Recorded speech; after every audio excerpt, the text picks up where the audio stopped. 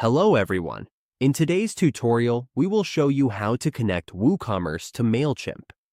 Integrating these two platforms helps us sync customer data, automate campaigns, and grow our online store more easily. Let's get started. On the merchant dashboard, we go to Integrations. You can find integrations on the left side of the dashboard. Here, we select Integrations. Click Manage. Here, you will see the option to click Discover Marketplace. Once it loads, search here Woocommerce. When it appears, just click it. Now you will see the Connect button. Click that and we will be redirected. Then click Add Store. If you already have an account, log in to Woocommerce. Set up your account. If you have not set up your order or billing address, fill in this information. This is needed to complete the setup.